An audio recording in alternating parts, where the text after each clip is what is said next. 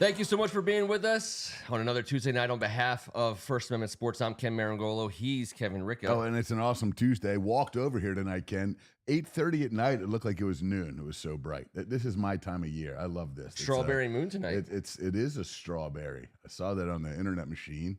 We're going to see it. Happy Tuesday, bro. Happy Tuesday. We have a great moon window in the tree canopy here in the studio city here. We will enjoy that. I'm noticing. I'll tell you what. We'll put this. This is the ice. It's green. There's a lot of green. I want to put the green down. It's still kind of on the screen, but that's okay. We have our spot here. T is doing. He every day is a little bit better. We like we told you last week. We got some great news. Man, the guy's resting and fighting his butt off, and we look very much forward to having him right in this very seat right here. I know he would. I couldn't possibly say that right. He'll scold me later. We will have some special guests here. We teased one in particular, and Johnny, we're going to have you next Tuesday night. John Tier. We're off a week. John Tier's coming. He's coming. We got a couple other friends and well-wishers who are going to hop in the studio here with us this summer and make being a Commanders fan fun for all of us, including, most importantly, Kevin, T, and I. News, it's not a newsy time of year. News isn't the theme of this part of the year. It's like side boob news. Side boob news. And some of it's like, it's not the good kind of side boob. Oh. But side boobs in the eye of the boob holder, I think is what they say. They say a lot of things. They say a lot of things. So one man's good news is another man's spin it into something terrible. And we have one of those. And it's mini camps are a thing all around the league, and there are some notable holdouts. We'll say holdouts, whatever. If they don't show up, they're a holdout. That's fine. We don't have to totally define exactly what it is, negatively or positively. But there's some big names in the league, and we got one of them. In fact, I think we have a few of them. But I think my point is, it always comes across as a bad thing. They say Marshawn Lattimore, Laramie Tunsil, and Terry McLaurin aren't at minicamp. Okay, well, that's not the same as hearing that your seventh round guy randomly ran a 4.2 40, or your sixth round lineman just put up 3 sets of 750. There's different kinds of news in June, so that's not a good headline. But we're not worried about any of this stuff. No, it's specifically the Tunsil situation and the Lattimore situation.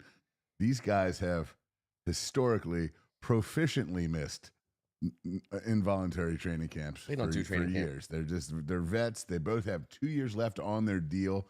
They're at a place where they should put themselves in a box and pack it away tight somewhere so as not to cause any damage. I get that. No one wants to talk about Terry McLaurin being anything. I'll be honest. This is just typical everything to me.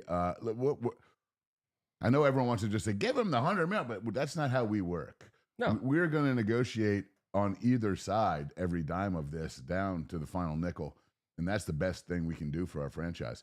I want to ever possibly discuss losing Terry? Not in a billion freaking years. It would be an asinine move, and I'm completely against it. My point is, you cannot just kowtow to these agents, and we do have to send a message as to who we are. And each player, you've seen San Fran go down to the wire with their guys year in, year out, figuring it out over the summer, letting it run its course, not jumping the shark on anything. That's exactly what's about to happen, whether we like it or not. And This deal will get done. It will be a great one, and we will have an incredible player back in the fold. But right now, I'm not doing that yet, man. And no. nor are you in a million years. This situation might linger. It might linger for longer than we all want it to. But hey, we don't have Bruce Allen in the front office right now just trying to make the fans happy. You know what I'm saying? We're trying to do the right thing by us, not just for this year, but for the next 3 years, which is, God dang it, a pretty special 3 years. So let's make sure we're doing all this shit the right way.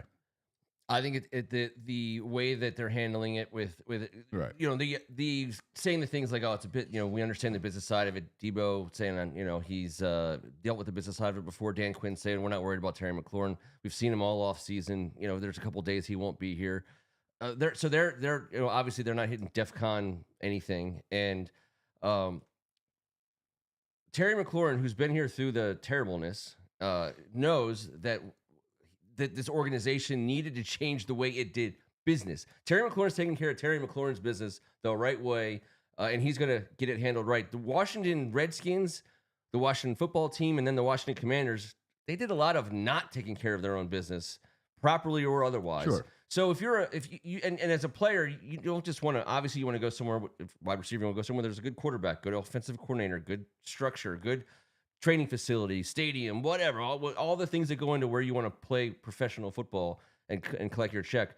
But you want to go to an organization that can roll out of bed and act functionally, and competently, Monday through Friday, on the administrative side of things. So I think, I don't think players dealt with Bruce Allen, or for example, and Vinny Serrato. I don't think they came out of those meetings thinking they were dealing with like a Fortune 500, Sigma 6 or whatever you call those, like just a high flying, smooth running business operation. We did not give that off. I think Terry sees that we're giving that off. I think he's giving it off because he's a professional as well, and so I'm not worried about Terry McLaurin. But the idea of what's the right length of money and time and all, and some of the comps that are out there, I'm thinking I still feel like we're getting a deal. Like DK Metcalf is a couple years younger. He got more money than, I think he got a 2-year extension, something like that. I think Devontae Adams, who's older, got somewhere around 20 a year for a couple. I think the 30-year old age mark, I think immediately makes front offices start backtracking away from the 5-year deals, maybe even the 4-year deals. Maybe it's a 3-year deal. Maybe it's guaranteed. Everyone seems to think it's a 3-year deal. I think it has to be a 3-year deal. A 3-year extension, and so it's 4 more years of him under team control. That's my question. I don't know. And for the board, I was talking about last week's involuntary with those other guys. Obviously, I saw that these 2 guys were there today and knew that Terry would not be. Terry McLaurin did the same exact thing in 2022. No different. And when we were like, why would he ever sign here? Yep. He's definitely not signing here, and he did. Yep. But he also set out a mandatory minicamp and took it down a little bit past what we were comfortable with, and then shockingly signed, I thought was a bargain deal with us. For whatever reason, he did that. But I think it worked out because he got Jaden. So we're going to make sure this works out. But and the cool thing for Terry is, on one hand, I think I think there's a confidence that he's not going to get screwed over, which is a great thing for a player and agent, for one of our players to feel. Now, obviously, he's got to watch his ass, but he's got to watch it or wash it. He's got to wash his ass. I think he's probably got to do both. He's got to do both, but I don't think. I think Adam Peters and Josh Harris are running the kind of ship that says, if we screw over this guy, every single person in the league is going to know. And it's going to be bad for us. Like an extra $1 million or $2 to Terry McLaurin goes a long way towards how people view us for a while to come. And Terry McLaurin, interestingly, also is kind of like on the cusp of being in that upper echelon of stat guys, of active players. He's quietly, because he's been here quietly, not because he's not been good enough to not be quiet, but quietly putting 1,000-yard seasons. Piling up the catches. I think he's like mid-teens in some major stats. And if he gets and I think a 3-year extension is the right thing. That'd be another 4 years for him here. Yes, I think that's perfect. That would be cool. I mean, it'd be you wash my ass, I'll wash your situation. Let's wash everyone. Right. Let's wash everyone's ass. The cool thing for Terry is he's not trending to be Jerry Rice or Terrell Owens or some of these guys who Justin Jefferson, Randy Moss. That's not Terry McLaurin. Unfortunately for Terry McLaurin, maybe he could have if he had 5 or 6 years as a rookie with Jaden Daniels, but he's going to get into the conversation of some interesting stat categories as an active player in the next few years if he's healthy and if Jaden's healthy, and that's just like another offshoot of doing things right. The fact that Terry was here when we got Jaden Daniels. Damn right. One guy scored a touchdown in every playoff game. That was Terry McLaurin. That's the type of guy you rely on when it counts the most, and we all know that. And don't even read into the trade shit. Don't even look at it. Don't even let your mind go there. It's ridiculous. The national media has no idea who we are in this little neck of the woods. They really don't. And I know why. We've confounded them for 30 years. But yes, there's no chance. There's no chance. It's a 0% chance that we trade. I mean, we're not trading Terry McLaurin. 1%. You got to say there's always like the Michael Jordan 1%. Whatever. I mean, listen, unless everyone starts hurling obscenities at each other during the negotiations, I don't see how this isn't pretty clear cut, aside from trying to figure out a few things that could help us down the road. The devil's advocate, which occurs to me, and I think it's a natural occurrence, is to say you have Terry McLaurin on a 1-year deal, and you have Deebo Samuel on a 1-year deal. If you were going to be cutthroat about it, which again I do not think we are, if you're going to be cutthroat about it, you say, hey, listen, we're going to give one of these guys a 4-year, $23 million a year deal, and we're going to make our pick. I don't think that's what we're doing, but that's what I think people say. Oh, hey, listen, it's not a bad situation to have these two guys fighting for a big deal. I don't think that's what we're doing. No. Also, we just took care of Deebo, gave him a couple extra mil on top when we brought him over to make sure that this 1 year was a comfortable one for him while he tries to turn it into a gigantic contract for the next 3 himself. So, no, we're not having him fight over it. That's not how we roll. We're built different now. And yes, good to see you, sir. Greg Martin, E.O. Anderson, Ken Harris, AGH, Rhett, all our guys, the tiers, obviously. We appreciate everyone hanging out with us on a Tuesday night. The only other I was trying to manufacture a couple things. We do have a segment. We are going to get right to this. Just let everyone see it. We're coming right back to this. We're going to finish this off tonight. We're ranking each of these individual categories just because it's fun and it's June. I was trying to think Aaron Rodgers gets signed in Pennsylvania. We got Joe Flacco somewhere. I don't even know where he is. Cleveland, Indianapolis. I don't know. He's somewhere. We have the whole idea of these aging veteran signing onto a team and being seen as a mentor, or he's going to be the guy to bring along. So I was kind of trying to think of first of the players that we brought this offseason. Is there anyone in your mind that jumps out to you as being that? I know one guy that doesn't jump out to you as being that. No, but specifically, there's three of the oldest players in the league are quarterbacks. Yeah. We brought one of them in-house. Yeah. And sorry, but that's the first thing that's jumped into my mind. Yes. Josh Johnson is not here to spin it. No. He's here to talk that noise. Yeah. Tell me about the Rabbits, George. Just get in there and talk to this man. Be around him. Yes, he's the mentor, mentee. He's been everywhere. He's seen it all. He's been around He's been around greatness. He's been around horrendousness. Yes. That dude also is the 3rd oldest quarterback in the league. He's not even the oldest. I thought he was. I just assumed. 3rd oldest. So Flacco's got to be right there. Do you know the 3 or? I do. All right. Is Flacco one of the top 2? He is. All right. So you got Flacco, and then the other guy is not a starter. He is. Damn it. Sorry. Russell Wilson. It is not. Oh. All right. One more. And guess. I was shocked that this man was older than Flacco. It's 13 months difference. I will get it. If I don't get it in the count of 5. 5, 4, 3. Who is it? You were too close. We were just talking about him. Not Aaron Rodgers. Yeah, I wouldn't have. I would have. I thought Flacco was you could have showed a couple picture years older. I would say Flacco in my head, just in my guess. Aaron Rodgers, the oldest dude in the league last year, man. He's got old Rodgers. He's the oldest balls. So he is. So he's the oldest guy in the league right now. Then I believe so. I believe he is. So that's cool. 41. I think that's cool. Now I know some people don't think that's that cool. Elderliness in the NFL is not your Madden elderliness rating is the worst possible thing you can have. If you're a 99 elderly in Madden, you're probably not lasting the season. Manner speaking, good to see you, sir. Did I see Robert Cohen? I want to make sure I don't miss anybody. I was thinking Larry Tunsil, not the mentor type. I don't think. Well, it depends on who you ask and what decade. Okay, sure. I don't think he's a dick, But I don't think No. I don't think he's like I believe like right now he's making himself ready to play some football. Oh, he's a mean, nasty guy. Yep. He's gonna be very, very adequate at being mean and nasty. He's not in his mentor phase yet of his career. No. He can milk out a couple more contracts. Do as I say, not as I do. Watch how this works. Yes.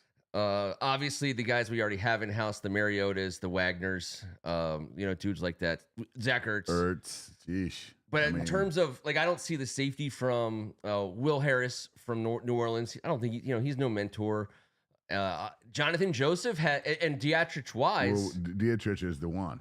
Yeah, that's the one. He says he wants to be the one. Yeah. He says that the things he's learned from Bill Belichick and through his family allows him to be one of the one. I was like, go ahead.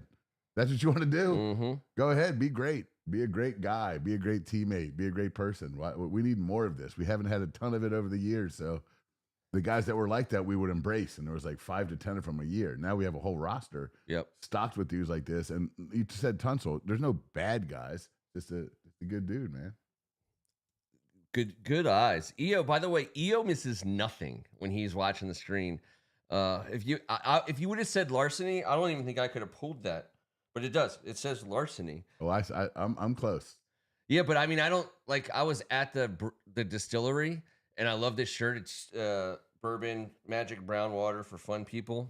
I was probably 7 bourbons in the bag when I saw this shirt. Obviously, I'm buying it, but like there are so many names of bottles that you, T, and I have probably at one point in time, but not so much on the bourbon side, but there's so many random names. Like the Jim Beam Distillery, there's I don't know how many different brands they do at this place. I can't keep track. I think this was Elijah Craig. EO knows better than me. I think this was the Elijah Craig one, not Lux Manor, or no, Heaven Hill. This was Heaven Hill. EO, was this Heaven Hill?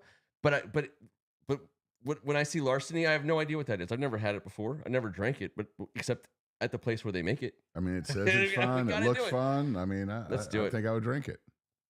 There's something Greg said earlier. Oh, Greg dropped a 6. It is 6 Sigma. I think that was a 30 Rock like punchline. I got nothing on it. It's a BS, whatever. It's like this. It's just a fancy business term. It's like a buttoned up whatever. That's why I said we weren't putting off the well put together, graduate level what business acumen in our old days, like we are now. I think fair. And I do. I don't think it bears not repeating, but like underlining that it's as important for us to do our job, for our front office to be super professional and do right by the franchise for today and tomorrow, as it is for the player to take care of himself. And I think it's super important for the player to see that, and he knows if this is how my teammates are coming here. This is how they're treating. You know what I mean? Like this, they're treating me as so.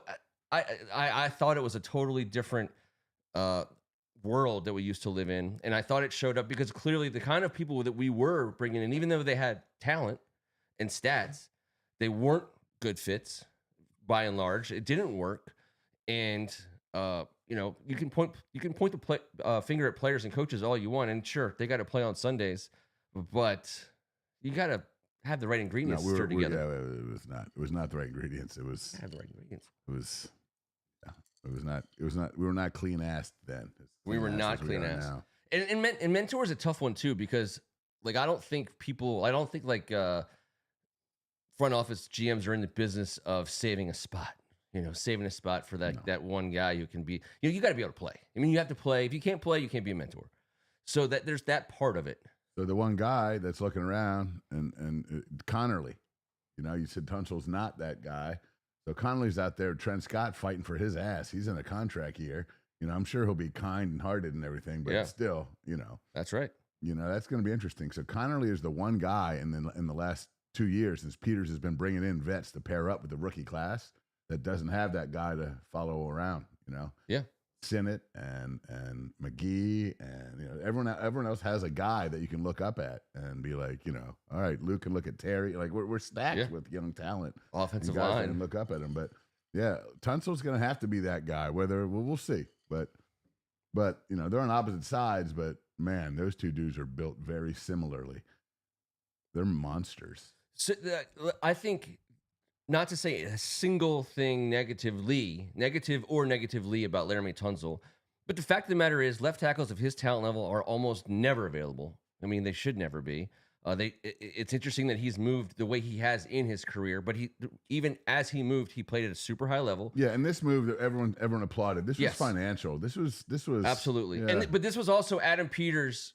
He when you can't if he was to say, okay, here's who I want, but what we need is talent. I mean, at the end of the day, it was a magnificent move because it bottom line made our offensive line more talented. Well, and did he put a bug in the ear in Houston and say, like, Yeah. Laramie's only got them 2 years. I noticed you guys got a lot of dudes out there. Yeah. Just saying. Call me. Like, I don't think they reached out to Peters and went, we're trying to get rid of Tunsil. That's right. Because that's right. The whole world would have tried to pounce on Tunsil. This was done in the wee hours in the clandestine.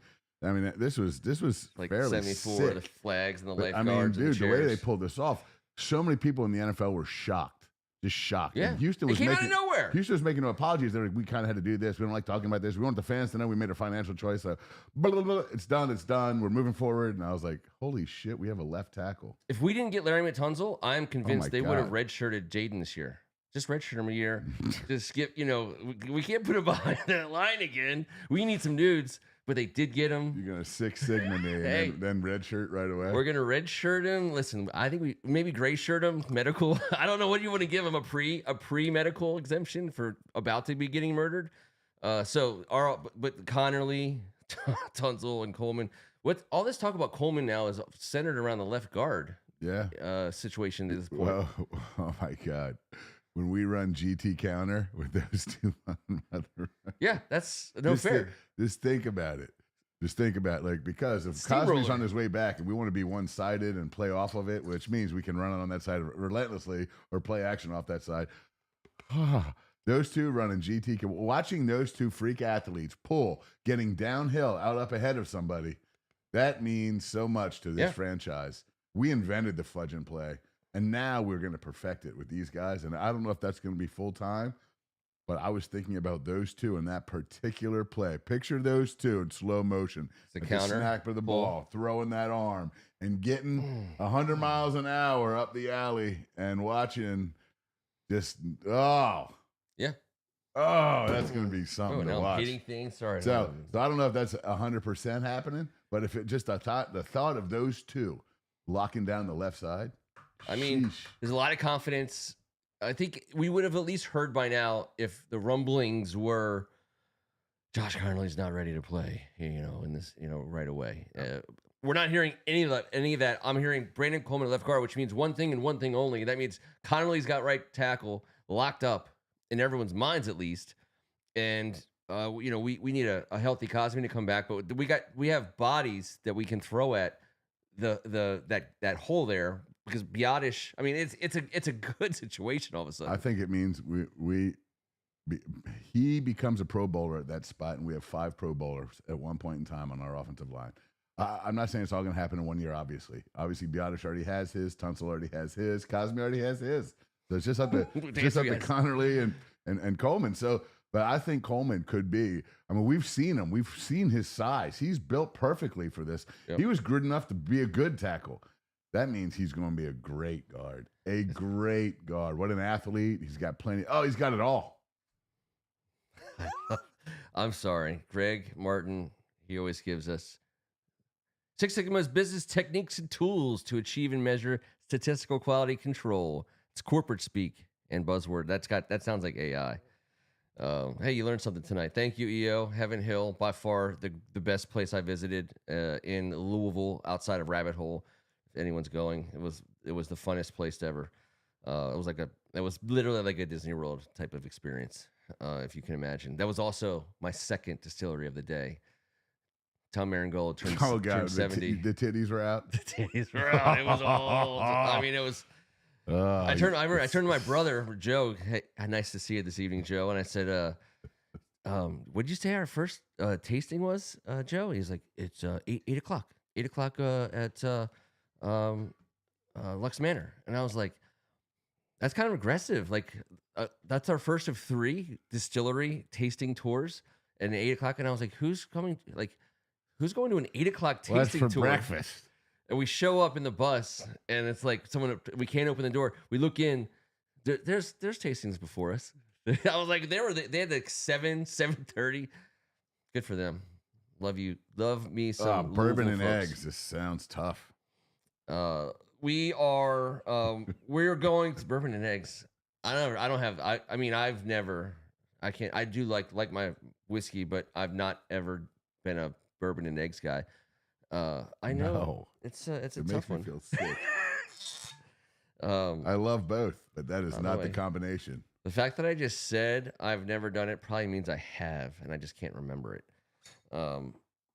I can tell you right now, one of my all-time favorite blessings in life. I think like I'm glad like Waffle House doesn't have a liquor license, because that would be a disaster of epic proportions. Well, a liquor license and a Charmin representative at the counter at all times. Yes, dude. If Waffle House sold booze, it would be over for me, for Ken Meringolo, not for everyone else. There'd be a colonoscopy booth at Waffle House. That would be. I don't know. I would ironically, I would weigh like a lot less, but for all the bad reasons, it would just be. Well, I'm glad we got to that part of the show. We're going to talk about the schedule next week. One thing I want to do, and we're going to have John help us out next week. We're going to go with our opponents. We're going to list them out. We're going to talk about the additions that those opponents made that we're thinking about it. It's a good way to cover the league. Also, it's a good way to let John drop some of his fantasy knowledge. He's a very good fantasy football player and commissioner. But we do have a little bit of fantasy knowledge. We do have this. I'll be a good sport. Oh yeah, here we go.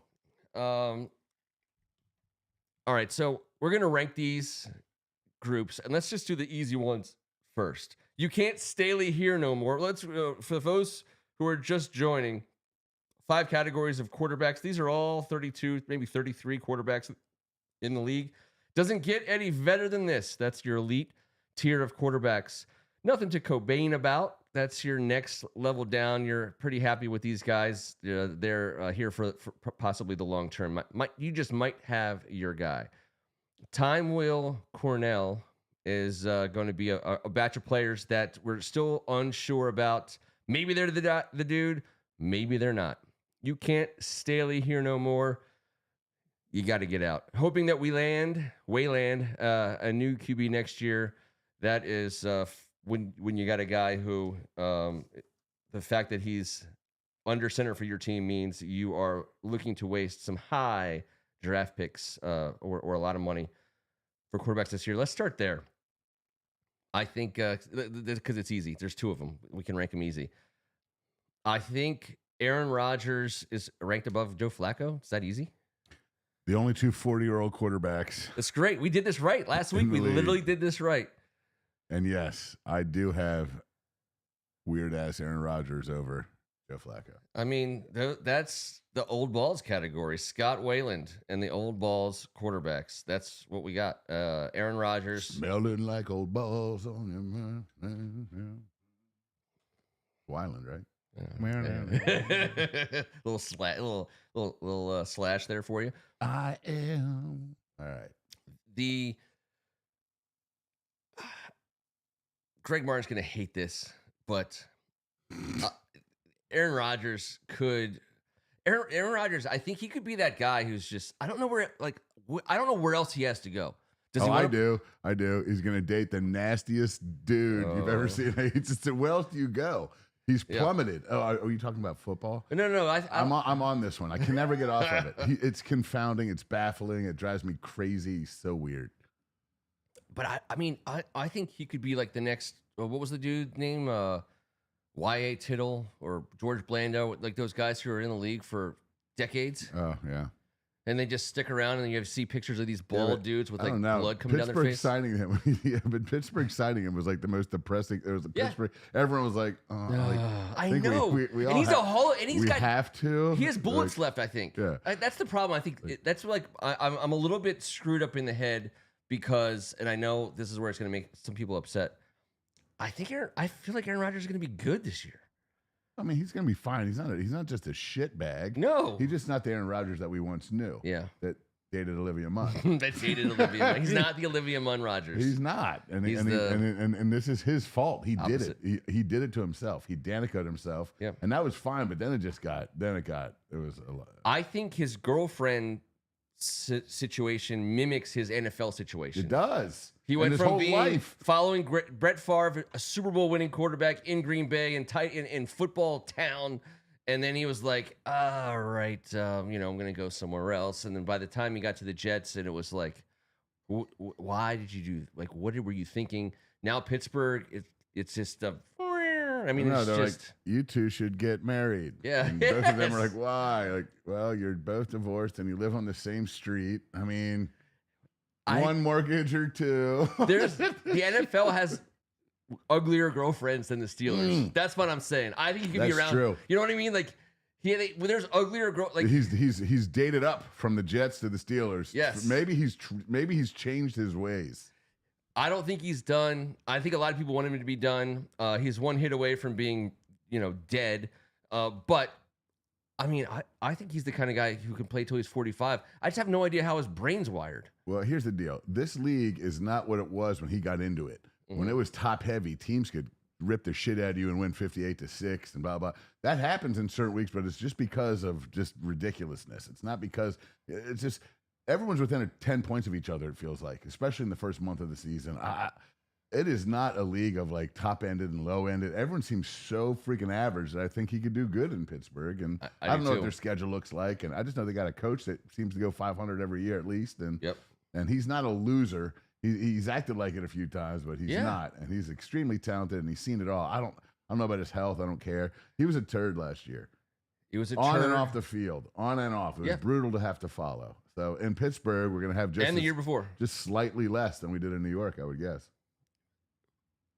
The Jets, I think that Steelers are eminently more hateable to the average NFL fan because they come into your town and they take over, and not no one. I mean, not like Buffalo folks. I think Pittsburgh Steelers folk, they're salt of the earth. They're good people. They're not nasty, mean fans. Like they're not Philly fans.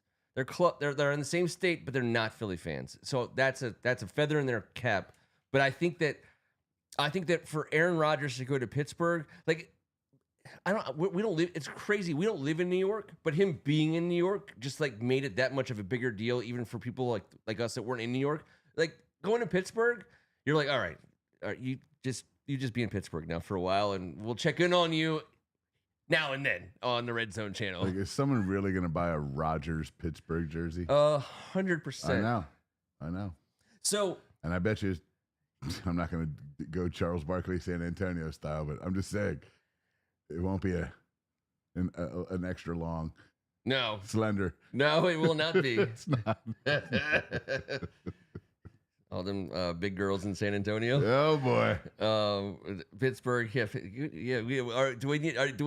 Do I need to? We going to start something here? Or you got the big girls in Pittsburgh thing here from Kevin Ricca? No, I didn't say nothing about the women. I didn't say nothing about the big women. All the big women in Pittsburgh. You were talking about that? Okay, so making Steel Town, baby.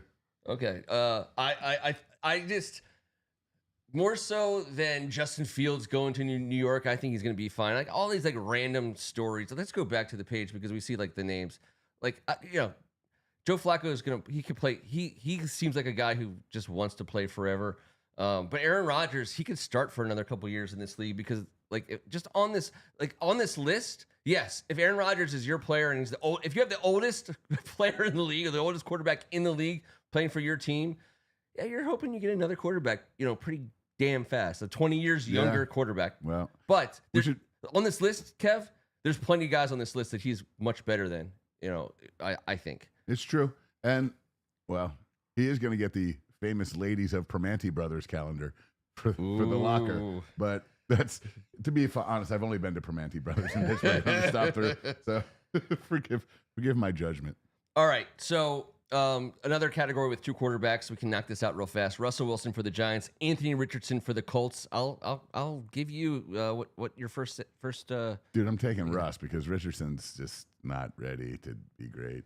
Upsetting. Russell actually was very good at one point, and just saying. No, I think that's a pretty easy one. Can't believe I'm taking Danger Russ over anyway. I love Anthony Richardson, and I'm I'd start I'm- Russell a million times over him. I'm doing the Carlton Banks right now. You just guys can't see it. He is doing the Carlton Banks. But I will say this. And if I haven't already said it already, sometimes I forget if I've said things already. But Russell Wilson for the Giants is the perfect marriage, in my opinion. For like expected misery, like for like the inevitability of some point of the season where Giants fans are like, for God's sake, please stop doing this. Like, let's just give me Jackson Dart, give me all the rookies. don't forget about famous Jameis, brother. Sure. Give me, and he's gonna hit the field. And by the way, when he hits the field, he'll probably be a fan favorite right away. I just hope Russ doesn't eat that W. That would be gross. Russ, but yeah, it's just to me. You're talking about a side, an afterthought football team now, more so than we are. We're no longer an afterthought. We know what that's like. Matched up with an afterthought quarterback who himself probably can still spin it a little bit, but he's going to play the Eagles twice. He's going to play us twice. He's going to play a spirited Cowboys team twice. As far as division goes, they better not. We're going to stomp them in week 1, and they're going to have to start thinking about Jackson Dart right away. I know, Jameis. You've been a coach. You have the coach's mentality. Obviously, if you don't like what you see from Russ right away, you have to go Jameis. No, 100,000%. But you have to get to Jackson. This is before training camp and seeing anything. Sure. You got to protect Jackson. You got to say, like, what? Watch these two assholes. Then we'll let you go. But no, you got to, because listen, he's also a guy that can win you a game or two over a stretch. Yep. You can get the boys to rally behind him on any given Sunday, but I just don't think he's a consistent guy that's going to last. It's going to be piecemeal. These guys are going to be shuffled in, shuffled out. Dayball's bipolar as shit as it is anyways, and he's a quarterback like perfectionist, so he's going to already be losing his mind. He's not going to be able to. He's going to be like Gruden out there. He's going to shuffle anybody that's. DeVito might get a. Who knows? I think there's 4. They have 4 cards to play this season. As a former Redskins era, fan, the guy who knows what this is. There's 4 moves that I believe are on the table for the Giants owner. So you have fire the GM, fire the coach, bench Russ, start Jameis, actually 5, and start Jackson Dart. Those are 5 moves you can make. And in the world of football, in an 18-week season, you have to spread those out. You have to give your fans, your fans have to have something to live for. Yes. If your team sucks. So like the week that you start Jameis, you're hoping for a spark. Hopefully you can get to like week 3 or 4 before you have to pull that thing. Before you start to give Jameis some snaps, you got to wait as long as humanly possible for that. Firing the GM, that's going to give your team some hope. Firing the coach, that's going to give your hey, dude. By the way, this is like terrible. It's the terrible playbook. You know what I mean? And so but this is why Russ Wilson belongs on this team, and this is why he can't Staley here no more. Where's my cursor? He can't Staley get here rid of that no more. All right, we got to be faster than those. Do you want some more categories? Let's just say some people want to throw some guys into the Staley category. You want to throw anyone down there? Is Daniel Jones? We don't even have Daniel Jones on here. No, Richardson made the cut on this list. Let's go with Time Will Cornell. Tell me if someone jumps out at you as the best player of the lot. Yes, I'm going to be the first one between the two of us to say it. I love Caleb Williams, and I think this year he shows why he's such a badass. I prefer to have Jaden Daniels, thrilled that we have him, but this dude, of the rest of the people on that list, in my mind, is going to be someone.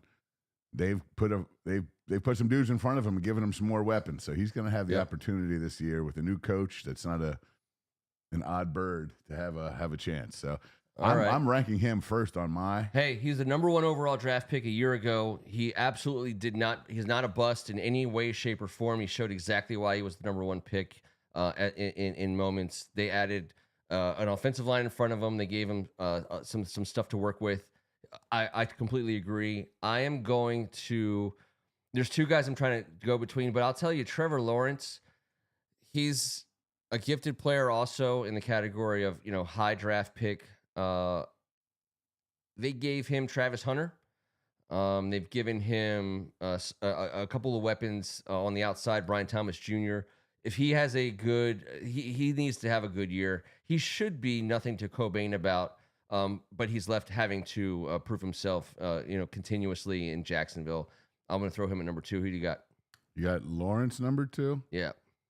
All right. Well, I think he's too good for this category, but he has himself to blame. Sophomore slump-ish, but I love this guy rookie year, and I think he's kind of a stud. Doesn't have the elite athleticism I love ranking guys that we talk about, but CJ Stroud can play ball, and I like his game. Okay. And I think he is my number 2 ranked talent out of that. Oh, let's put this back. All right, we're gonna throw CJ right there. All right, so I would say that we got to throw Bo. I think Bo had himself a great year. I think he belongs behind CJ. He belongs behind Caleb, but I think he belongs ahead of the rest of these guys. Took a Broncos team to the playoffs. He's got Sean Payton. He's got an absolute killer defense. I don't think they got enough headlines at the end of last season, and they got better. That corner they got out there, Patrick Surtain. He's as good as they come. So I think that Bo Nix has a chance to elevate himself in here. Where are you going next? All right, Bo Nix has to prove himself to me. A bunch of people love Bo Nix. Maybe I just didn't see it, but I did not see it. I got Drake May ahead of him. I got May 3rd. Let's throw Drake in here. And I went Nix 4th. So that's my 1, 2, 3, 4 there. So I just had May over Nix because I don't know. I liked how he balled out and competed. I think Nix got put into an incredibly fortuitous positions throughout the course of the year with his head coach, who's a wizard, and the entire team that rallied behind him. I think it's a good deal. I just got to see more out of him. Who did they start in New England? Was it Brissett out of the gate? No, they didn't start him out of the gate for week 1, week 2. I mean, Drake May wasn't the starter right away. I don't think. No, it was somebody though. No, I know it was somebody. That's I can't tell you. Okay, all right. Cam Ward, JJ McCarthy, Bryce Young, Tyler Schuff. Those guys I have all in a big old sandwich of farts. All right, let's move on then. We don't need to spend a ton of time about it. I just don't know. I love Cam Ward and JJ McCarthy as the top 2 of those 4, and that's how we have them ranked.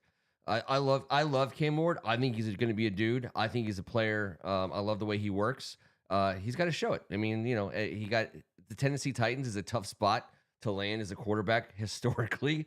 Steve McNair had a Vince Young, or a couple of guys did well there, but it's Mike Vrabel. When they fired Mike Vrabel, I didn't know what the hell they were doing. They got rid of Derrick Henry. Cam Ward's got his work cut out for him. I think he's a dude. JJ McCarthy, he's got to show it. He's got to show it. They're gonna, and I think his coaching situation is great. The interesting thing about Bryce Young, he looked like a freaking great quarterback at the end of last season.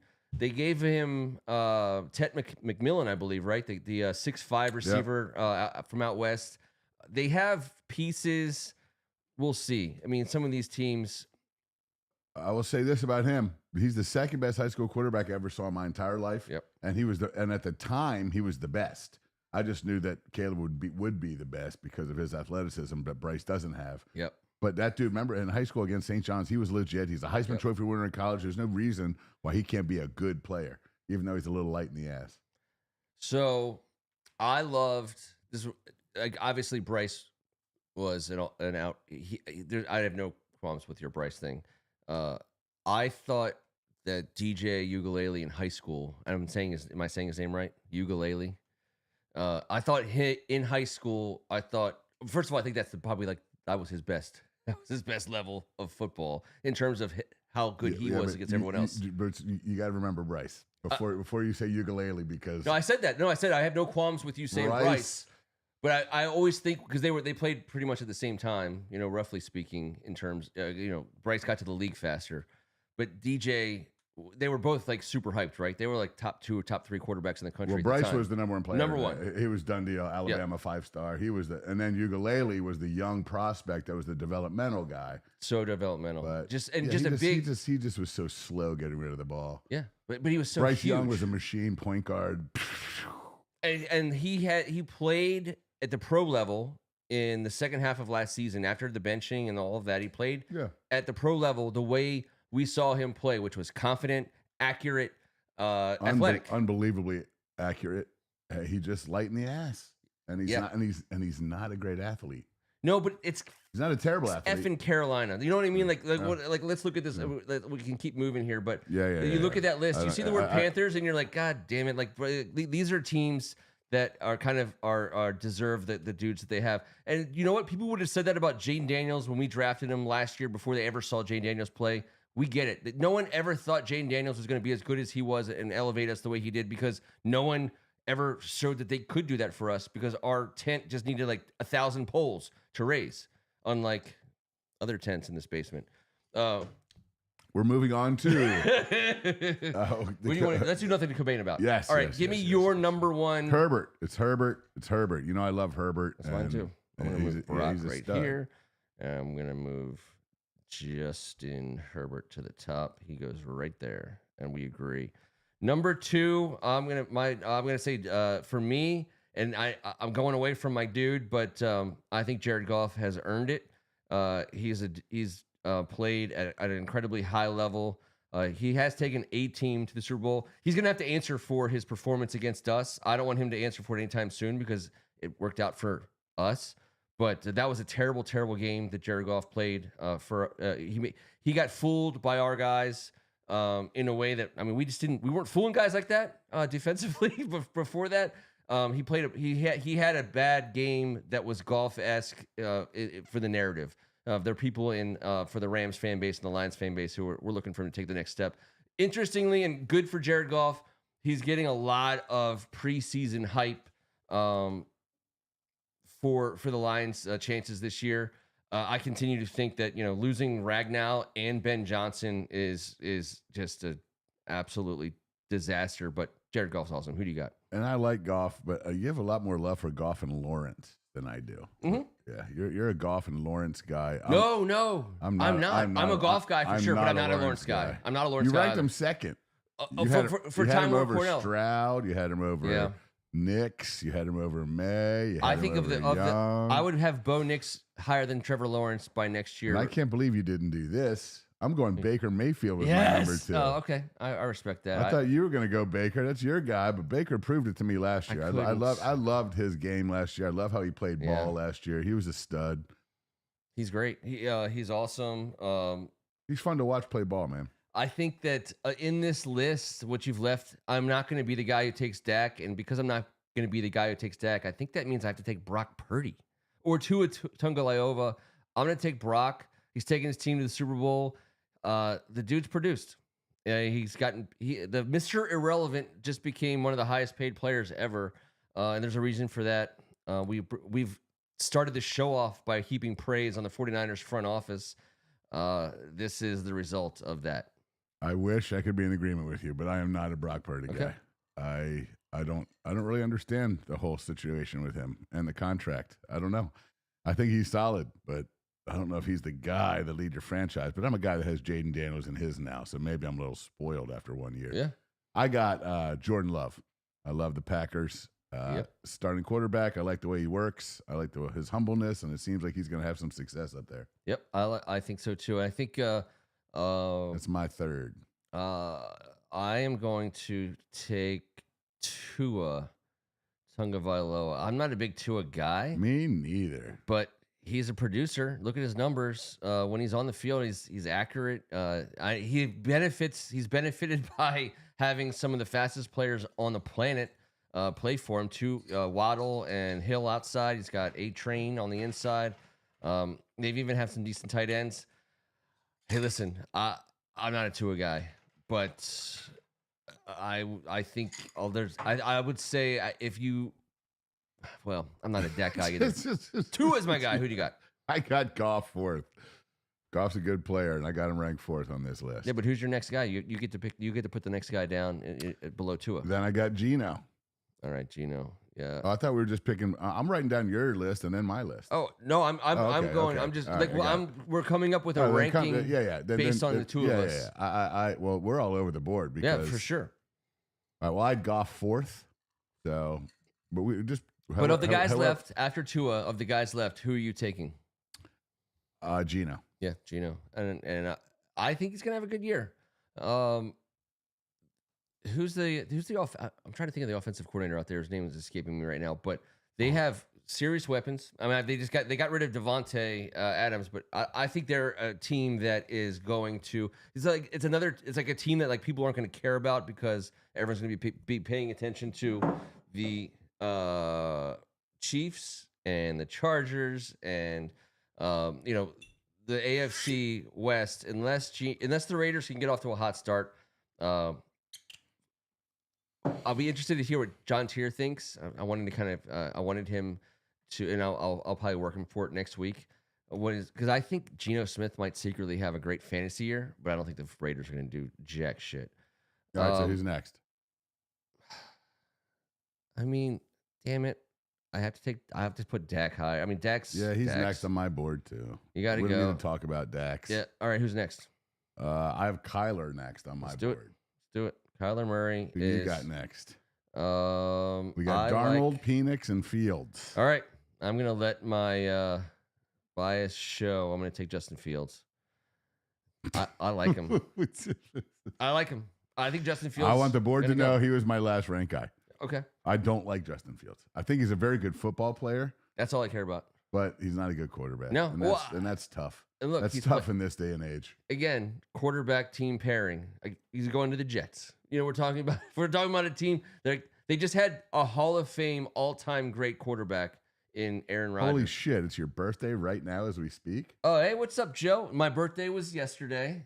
It was yesterday. Yesterday, yeah, man.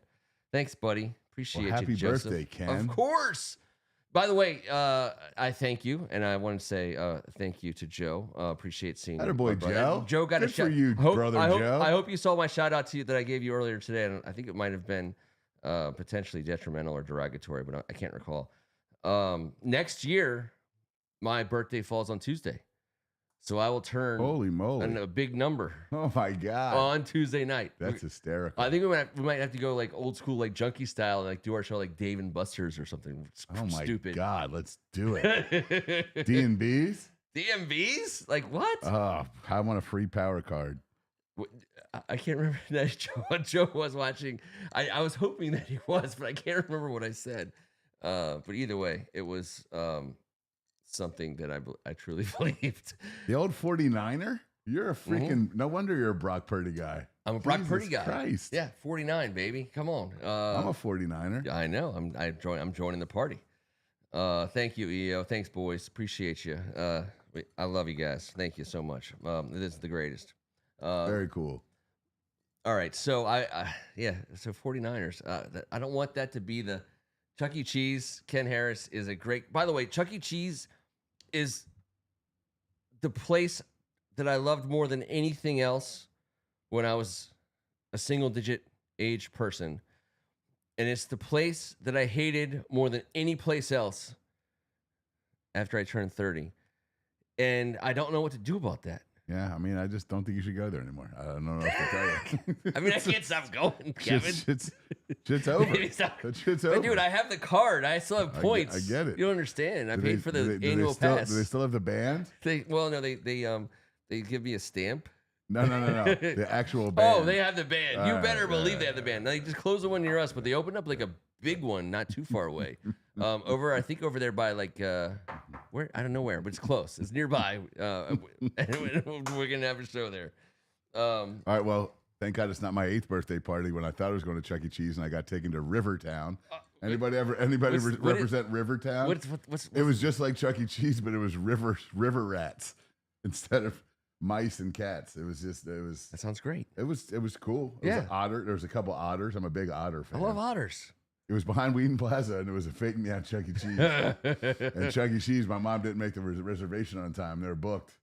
Next thing you know, I'm rolling through Rivertown. I guarantee you the pizza was better at Rivertown because the pizza at Chuck E. Cheese was terrible, and it still is terrible. It was a great time. I had a great time. My cousin had a great time. But yeah, there's 3 friends that just wouldn't stop joning.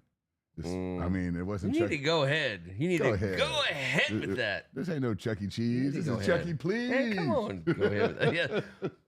Yeah. By the way, I can only assume that the guy who started Rivertown is one of the smartest guys in the world. He was like, so wait, I just gotta like get a space, put a bunch of video game machines in here, some mediocre pizza. If I'm lucky, a couple bottled beers for the dads, but Probably not. I think the Chuck E. Cheese we went to in Greenbelt 100% served beer because I know my dad got beers there. There was draft beer at the one in Gaithersburg. Yeah. So my dad wasn't going to a Chuck E. Cheese if it didn't have draft beer. You're damn right. So they did. But there was definitely famous pizza pictures of cockroaches on Chuck E. Cheese pizza.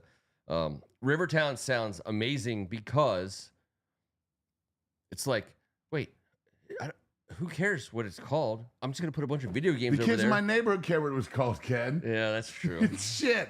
Dude, we didn't have Chuck E. Cheese. There wasn't a Chuck E. Cheese within an hour of my house But when you I was guys a kid. had Wax. Michael Jones. We had Wax. You had freaking Michael Jones, one of our favorite artists from Dunkirk, baby. Joe Meringolo. Look him up. He's a rapper. His name is Wax. W-A-X. He's from Dunkirk. He literally is from Dunkirk. He has songs about it, but he's actually a very, very, very good rapper. That's a tip to all of you. Kevin has introduced him to all of us. He's a bad man. He's 44 years old. It's not like he's coming up in the game. No, but more often than not, we're picking up on these acts 10, 15 years in because it's such a saturated marketplace with Spotify and Pandora. I mean, Dirty Heads have been around for 15 years before Plus, we were raising babies in the last 10 or 15 years, and it wasn't exactly time to bang the speakers. You know what I mean? Chuck E. Cheese was not playing Little Stranger or Dirty Heads in our formative years, and although they were around. All right, so let's go back here. We've been making some good headway, and by the way, we're way under budget time wise. We're doing great. All right, last category. Oh no, we have Sam Darnold and Michael Penix. Big Penix energy. Shit. All right, let me ask you this. I want Ken Harris, Putty Hill Plaza. I want Ken Harris to ring in on this because he had some Sam Darnold thoughts that I didn't pull in from before. I'm going to give Ken Harris the nod. Ken Harris, you tell us who's ranked higher between Sam Darnold and Michael Big Penix energy. We'll put them in there the way you say. So at this point, we are down to it doesn't get any better than this. Now, I wanted to do this reverse. Can you handle that? Can we handle this? Can we go worst to first? Let's go worst to first. Let's go worst to first. And I would like to go first. Go ahead. Go ahead, Ken. I am going to. I would say that, and we are waiting for your answer, Ken Harris. We're gonna talk. We're gonna vamp while you go. I think that out of respect, there's a guy on this list who is a respect vote, but he's also still talented enough to play. He could play a little longer. I think his body is more beat up than Aaron Rodgers. Matthew Stafford.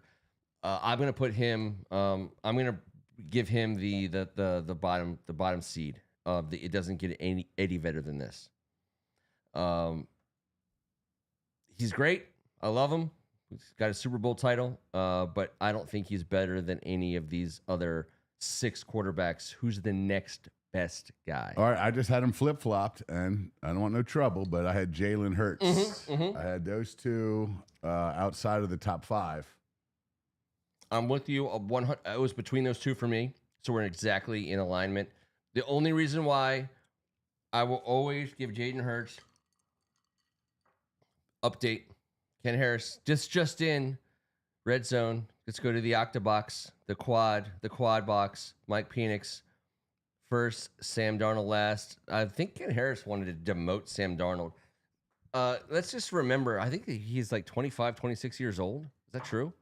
2 weeks before the season ended, the entire franchise was carrying him around on the shoulders of Skull. Yes. In the locker room, in the neighborhood, at the mall, right outside Prince's house. And then 2 weeks later, he was the scourge, and now he's gone. That was so strange. Drafted number 1 overall by...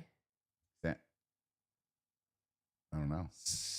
I want to say San Fran, but it's not. He was in San Fran. He resurrected. That's right. Yeah, he resurrected. But wasn't Panthers? Wasn't he Carolina? Yeah. I think he was Carolina. Wasn't him and Baker and someone else? Him, Baker, and someone else on the same team. Sam Darnold is just a fascinating dude. I think I think he should be very thankful that he's in the nothing to Cobain about category. Yeah. He's played very well. Jalen Hurts always get the nod from me only because he's the guy. Jets. We got the Jets. He was drafted by the Jets. How do we not know? Like, I'm losing my marbles. You know what? Because there's all these dudes. Because it's just, how many teams has he played for? Jets, Vikings, Seahawks, and 49ers? Yeah. Did he do a cup of coffee somewhere else? I don't even know. Apparently, if he did I don't know. Apparently, we don't know. I thought it was Carolina. But these guys bounce around this level of dude. These nothing to complain about dudes. They're here today. They're gone tomorrow. Joe Meringolo with a great reference. Sam Darnold looks like Steve Zahn in Saving Silverman. I'm going to tell you right now. Now, I don't know how many people on the board. Are you a Saving Silverman guy? I've seen it and liked it, but I don't have a memory of it. Similar to where Sam Darnold was drafted. Yeah.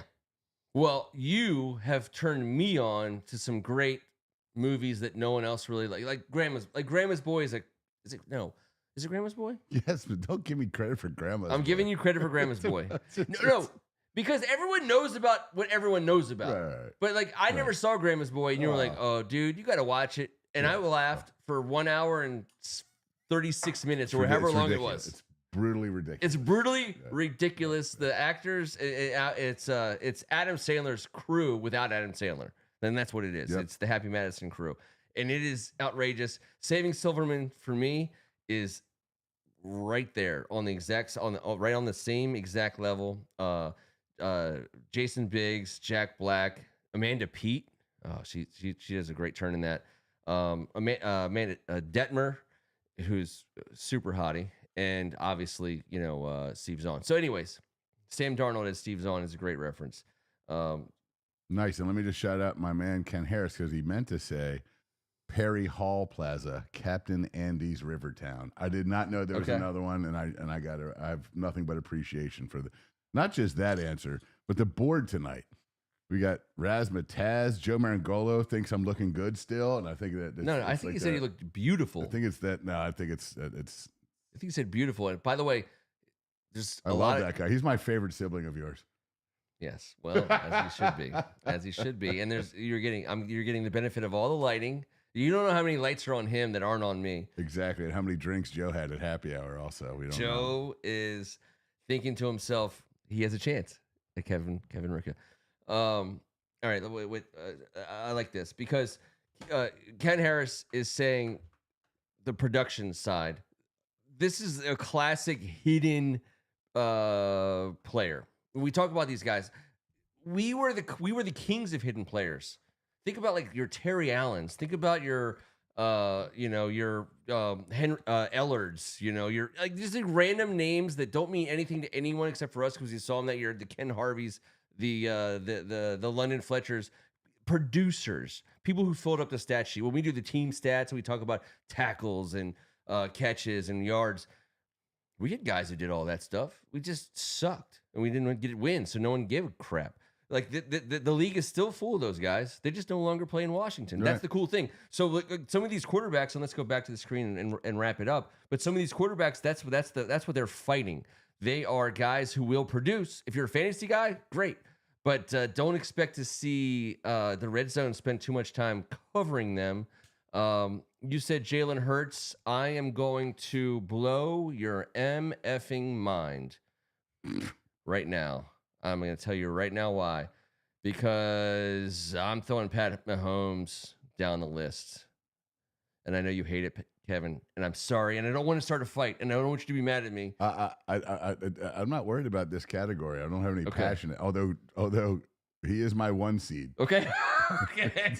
Okay. I don't want to start any problems. No. It's your pick. So I just think that the next 4 guys are the best 4 guys.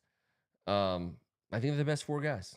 And I'll take any one of these 4, but you get to go next. Who's better than Pat Mahomes? This guy, Patrick Mahomes. He was a baseball player, actually. Jaden Daniels is my 4 seed. He would have been my 5 seed. Okay. Had I had the opportunity. I love him, but that's where he is right now. No. Are you kidding me? Yes. So the last 3 between Allen Burrow and Lamar Jackson, I'm going to do the unthinkable. I'm going to bring Joe, the reigning MVP of the National Football League. I'm going to bring him down. He's the number 3 guy on this list officially. And you get to pick, you get the great decision. You get to pick Joe Burrow or Lamar Jackson. As you're basically deciding who's number one. So that's what I'm going to say. I don't get to say who's number one. You get to say who's number one. You get to pick between those two. Yeah, I guess that is how it shakes out. Mm-hmm. And I got to stick to my board here. And I got Joe Burrow as my number one. Banger. I love Lamar Jackson, I do, but I think Joe Burrow is about to set some record books on fire. Yep. And I mean, I just, the way he plays the game, he's so calm back there. I think guys like that last a long ass time. He's a star. They sure do. I love that First Amendment Sports is the first ever entity to rank Patrick Mahomes as the 5th best quarterback. One third of the original 3. Yeah. Just because I don't know where T would have him. I don't, but I know that I respect the triple Super Bowl MVP guy. You respect him like I respect Jared Goff. Mm-hmm. Goff's been to 1 Super Bowl. It's not fair. Patrick Mahomes, he can be comforted by his many rings and money, but Lamar Jackson and Joe Burrow, I think, are you okay with those being the top 2 guys? Pat Mahomes is in my top 2. Fair enough.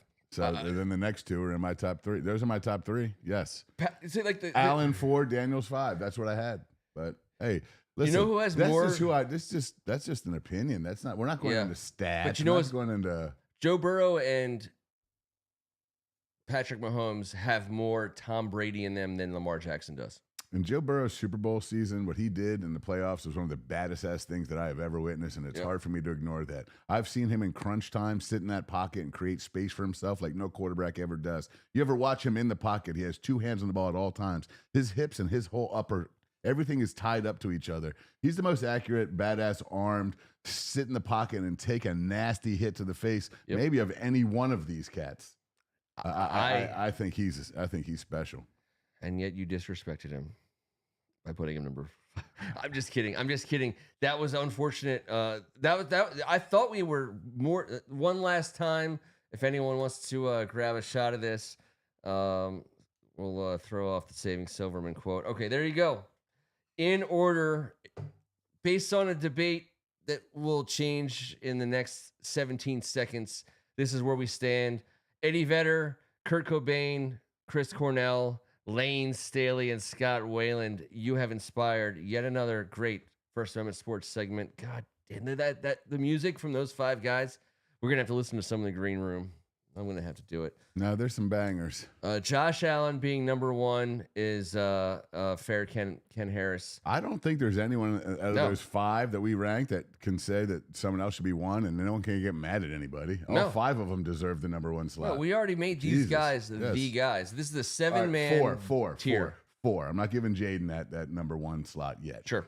4. Okay, yeah. Those 4 guys are all they're all separated by loose leaf paper margins. I mean, come on. That's just who do you have fun watching? Maybe just a little wash. Bang. Thank you. I would say that the reason why we did this, outside of the fact that it's June and we love talking football when there's not much football to talk about, the reason why we did this is because, for God's sakes, for the first time in however many years, we're not the guys with going back to this. We're not the guys with Russell. We've had Russell Wilson as our quarterback. We've had Joe Flacco as our quarterback. We've had who we thought was Aaron Rodgers as our quarterback. It wasn't. We've had who we thought was Anthony Richardson as our quarterback. He lasted 3 years. We've gone through all the variations of these dudes. I think it's really cool to talk about just for a minute or two. We have done a yeoman's job not making every show about Jaden Daniels. We really have. We've tried our best. From week 1 to last season to now, we have said we're not going to be we're not going to jerk off Jaden Daniels every Tuesday night. God. We said that. No, and we're not going to do it. Ken said it. Well, T said it. Happy birthday. Thank you. This is not, we know who we think we have. He's played in the league for 1 year and he was great. We know who he is. The interesting part about Jaden Daniels and having him and getting him involved, and the fact that he is, by every metric, not just Tuesday night basement metrics, in the top tier of quarterbacks in this league after 1 year, which is outrageous. He was that good. One of the best rookie years ever. That's a sports talk debate. And maybe we should do that at some point. But at the end of the day, he is an established producer at an ultra high level. Look at some of these names. Let's go back here real fast and look down the list. You talk about producers. Yeah, Bryce Young, he produced the game last season. C.J. Stroud, he has done some significant production. Bo Nix took his team to the playoffs. I mean, Justin Herbert should probably be playing his way into the next level. Jared Goff. These are all quarterbacks you would love to have. And yet, Jaden Daniels is at a level of quarterback play that is clearly ahead of all of those guys. He's ahead of Justin Herbert. That's crazy, yet true. Yeah. By what you see with your eyes. It's because he's incredible at this. And you have that. You know what I mean? And you have that, and you go into a season with that, and you say he's thicker, he's putting on the muscle, he's becoming, he's growing into his body, as every athlete does when they're 21 years old, sure. And they start, figuring out how to, and he's managing all those kinds of things better. The notion that Cliff Kingsbury and Jaden Daniels at the head of this offense won't be able to replicate. Won't be able to replicate the production, but they won't be able to replicate the wins. I think the thought in this league still is in the betting community, in the NFL fandom. I think the thought still is, they were better than they were last year, and they're not going to be that good this year. And I look at it and I think, like, how can you say that? Well, we said it last week. You just cleaned up the offensive line, got a few more weapons, and Jaden in a clean pocket versus Jaden scrambling around trying to make plays to save his own ass versus the ability to do both. Not just the clean pocket, but then be able to make the plays outside of the clean pocket when things break down. Get the out of here. Yeah. Come on. But, like, injuries, fine, whatever. Yeah. But take that out, and then come on, man. Come on. The film is out. I know I overused the word outrageous. The film's outrageous. If you watch the film of Jaden Daniels from year one, really even from the beginning of the season, when we weren't clicking quite. I mean, we won the game with 7 field goals, right, in week 2 against the Giants. Yeah. The offense didn't get there right away. We weren't throwing the ball to Terry McLaurin. Terry McLaurin had to take those questions. And in fact, I think earned himself those extra $1 million this offseason by saying the right things. I got to make Jaden Daniels better. He did. The ability to progress from read 1 to read 2 to read 3, but how dependent our offense was in the initial weeks on the primary receiver, and getting to some defensive coordinators who understood that and started trying to take those away and make Jaden Daniels face pressure and get the. But they didn't realize he was past all that. So he, it's 1 year, and no one's going to tell you otherwise. You don't get to the Hall of Fame in 1 year. You don't become the best in 1 year. But the tape doesn't lie. This wasn't fluky. You know what I mean? How many times can we say that? The way he led, his playoff composure. No, everyone saw it. This was not smoke and mirrors. This was put the ball in Jaden's hands and see if we can win it as a rookie. That's what we did. It's awesome. Yeah. It's really cool. And I think that as we, as we're not sneaking up on anyone with our talent the way we did last season, now we're going to have to execute X's and O's. It all starts in week 1 against the New York Giants. That's what we're worried about and focused on right this very second. I want to say this, Joe, I know you're out there. I want to tell you right now, you want to come to that Chicago Bears Monday night game on me, bro. I got you. We're doing this year. I tried to get you here last year. I'd love to get a tailgate going for that Monday night game. I've been to that game 2 years in a row. This will be my 3rd straight Chicago Bears primetime NFL game. Let's make it a bigger tailgate. I would love to have some people from the board join in. Listen. The Apple photos. We started running photos of from my phone randomly over the weekend. I didn't want it to, but it did, and it did this whole montage of pictures from FedEx Field. I don't know how Apple does that, but it showed 30 straight pictures of like tailgating, and almost, half of them were from the Bears game where we lost by the end of the first quarter. It was listening to you talk in your sleep, Ken. Obviously. Yes. And then the other half was from last year's, tailgate game. So I think Joe's saying I have to sweeten the deal. I don't know. What's it going to take? Yeah. So it's so weird talking trash to you through a chat feature. Understood. Save them up and bring them on. I appreciate, that, but you're coming to that game. This is where you should hit him with a double bird crossover and then hit delete and then get the final word in. Like you used to as brothers. I don't have any good words. I'm out of words. Double finger middle. I do wish you a happy birthday. Before we get out of here, we're kicking off. We're post June 1st. We're inching towards. I think from here, the next thing is training camp. For the most part, it's training camp. We want to wish everybody happy health, happiness and health, but happy health. Oh, we say happy health. Health. And health. We want to get through here without any kickers doing anything stupid. Can we do that? Is it your week or my week? Your week. Okay, it's my week. All right. I'm on the gay patrol this week. Damn it. All right, Joe. Me and you. Gay patrol once again. We got this. But no more kickers. That deal just got sweetened for you, didn't it, Joe? I just offered you a cherry job on the old gay patrol. We're keeping our kickers out of trouble this offseason, and we're not effing around. Happy Father's Day, Ken Harris, of course. Krabs, U.S. Open. That sounds about right. To all the dads who are on the board tonight, appreciate you guys. Everybody enjoy themselves. Great weekend. Cheers, guys. The U.S. Open is going to be badass. Now, I know not everyone cares so much about golf, but I will say this: it's worth tuning in because they've decided that they're not going to cut the grass, and they didn't. And like, if you drop the ball from here down into the ground, I saw it today. You can't find it, and it looks so luxurious. That's luxurious. It's the yard I want. Yeah. So.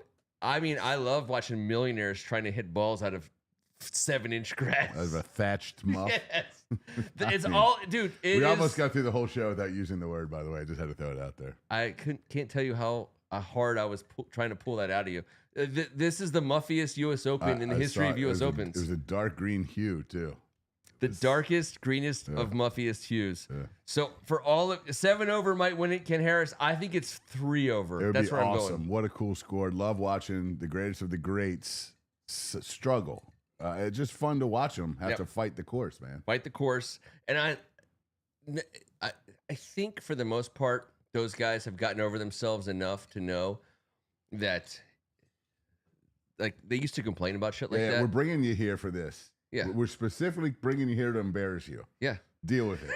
Exactly. You're the greatest of this in the world. Have a little humility. There's going to be a pinata on the 2nd. There's going to be Chuck E. Cheese band on the 8th. You know what I mean? Let's go Captain Andy's Rivertown. Let's go Captain Andy's Rivertown. Captain Andy's Rivertown on the 8th hole. Perry Hall Plaza. Fuck Chuck E. Cheese. Wheaton Plaza. Come and get some. So if you want to watch the muffiest U.S. Open in the history of U.S. Opens, this is the one to watch. From a sports perspective, it'd be great. We so much appreciate having folks hang out with us on a Tuesday night. Yeah, man, you guys are the best. We love talking about our favorite team. Even when there's not a lot of news to talk about, we can still, that gives us an opportunity to kind of work some stuff in. And you know what? I feel like I need to say some names, and I don't even have any stories to say, but I just can't let a Tuesday go by without saying Mikey Sainristil, Johnny Newton. We said Tyler Biadish. Fro and Chill. We got a new nickname, Fro and Chill. I mean, come on. We got Sainristil and Amos. Trey Amos. He's chill. He always says everything's chill. And Luke Sainristil's McCaffrey. we have Jalen Lane. We have cool stuff. We have nice Austin people. Eckler. I mean, we just have to keep reminding you of some of these names. We have boys who are ready to play some manly ball in September. I couldn't be more excited. We'll be back in 7 days to keep the conversation going. Next week, we will talk about our opponents and their personnel changes and how they have made themselves potentially more difficult for us to shoot at them. Rory shot an 81 in a practice round. That's what Ken Harris just said. That's great. That's what we want. I want to see. I embrace that. I want to see numbers in the 80s. I think it's. You know what? I want to see Irishmen cussing at the after they swing. You know, like. Okay. Like specific. That's pretty specific. Like Terrell Hatton and some of these, like Shane Lowry. These guys don't have any qualms. They're going to be smoking cigarettes and dropping F-bombs, trying to get out of the rough. So that's fun. That's the way it should be. Kevin Ricca, what do you got for us? I got nothing. Happy Father's Day, like Ken said to all you guys. Have a great weekend. Let's get T back sooner than later, and let's have some more fun next Tuesday. We are looking forward. We're looking very forward to that. That's going to be a joyous Tuesday. Thank you guys so much for hanging out with us. Once again, talking about our favorite team in the league of life, the Washington Commanders. The League of Life. It's a tough league. It's the hardest league. It's real. I'm glad we're all part of it, though, boys. We'll see you guys in 7 days. We're still live. EO, can you take us out? Please, let's see what we got here. I always got to get past a certain part of the song.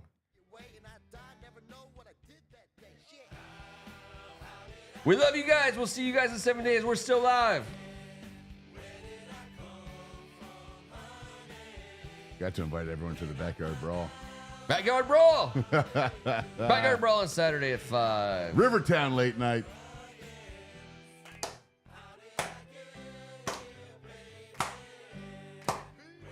What a jam, EO. What a jam. You did it again. Joe Meringolo, Greg Martin, Ken Harris, Manner of Speaking, NES Tecmo. We'll see you guys in 7 days.